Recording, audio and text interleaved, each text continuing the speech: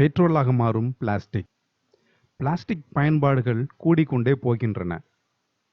இந்த பிளாஸ்டிக்குகளை மனிதர்களால் அழிக்க முடியாது என்று சொன்னாலும் யாரும் கேட்பதாகவில்லை. பூமிக்கடியில் புதைந்து கிடக்கும் பிளாஸ்டிக்குகளை இன்னும் 100 ஆண்டுகளுக்கு பிறகு தோண்டி எடுத்தாலும் மக்காமல் அப்படியேத்தான் இருக்கும். பிளாஸ்டிக் பொருட்களும் பாலித்தீன் பைகளும் மனிதர்களுக்கு மட்டுமல்ல, விலங்குகளுக்கும் கூட பெரிய சவாலாக மாறி வருகின்றது. நமக்கு வசதியாக இருக்கிறது என்று பயன்படுத்திய ஒரு பொருள் இன்று நமக்கே ஆபத்தாக வந்து நிற்கிறது.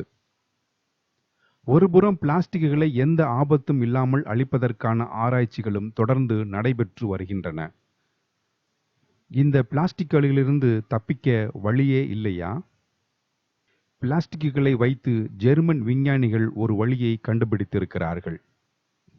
பிளாஸ்டிக்கை தூள் தூளாக்கி கசக்கி பிழிந்து பெட்ரோலாக தயாரித்து விடலாம் என்று சொல்லுகிறார்கள்.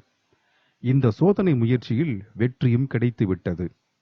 அது எப்படி பிளாஸ்டிக்கை உருக்கி பெட்ரோல் தயாரிக்க முடியும்?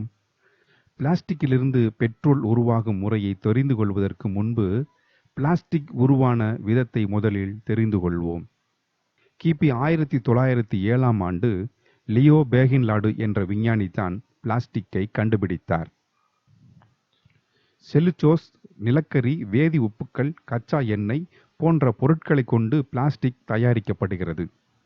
பிளாஸ்டிக் உருவாக்கும் பொழுது பகுதி பொருட்களின் மூலக்கூறுகளை தொடர்ச்சியாக சங்கிலி போல் அமைய செய்கின்றனர். தனி மூலக்கூறுகள் சங்கிலி போல் மாறியவுடன் அவை புதிய வேதி பண்புகளையும் இயற்பியல் பண்புகளையும் பெறுகின்றன. தனி மூலக்கூறுகள் தொடர்ச்சியாக சங்கிலி போல் மாறும் இந்த நிகழ்வை பாலிமரைஸ் என்று குறிப்பிடுகிறார்கள். இப்படி தயாரிக்கப்படும் பிளாஸ்டிக்குகள் அதன் புதிய மூலக்கூறு தன்மையால் உடையாத, அழிக்க முடியாத இயல்பை பெற்றுவிடுகிறது. இந்த இயல்புதான் பிளாஸ்டிக்கை அழிக்க முடியாமல் மனிதகுலம் தவிக்க காரணம். பிளாஸ்டிக்கை அழிப்பதற்கு ஆய்வுகள் மேற்கொண்ட போதுதான் பிளாஸ்டிக்கில் இருந்து பெட்ரோல் உருவாக்கலாம் என்ற விஷயத்தை விஞ்ஞானிகள் எதேச்சையாக கற்றுக்கொண்டார்கள். பிளாஸ்டிக்கை அழிப்பதற்கு ஏன் இவ்வளவு சிரமப்பட வேண்டும் என்ற கேள்வி உங்களுக்குள் எழலாம். கழிவு பிளாஸ்டிக்குகள் எல்லாவற்றையும் ஓரிடத்தில் குவித்து வைத்து கொளுத்தி விட்டால் அவை எரிந்து சாம்பலாகி விடுமே என்று கூட நீங்கள் நினைக்கலாம்.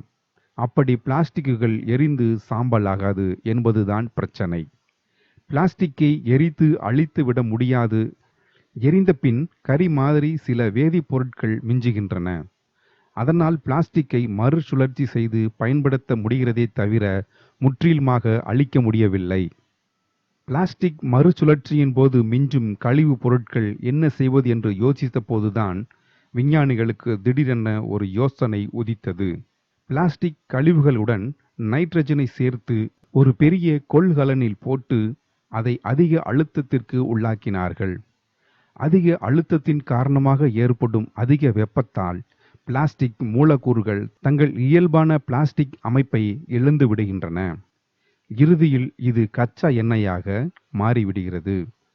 1 கிலோ பிளாஸ்டிக் கழிவில் இருந்து 3/4 கிலோ குரூட் ஆயில் தயாரிக்க முடியும் என்று விஞ்ஞானிகள் சொல்லுகிறார்கள். இந்தியாவிலும் இந்த ஆராய்ச்சிகள் தீவிரமாக நடக்க தொடங்கிவிட்டன.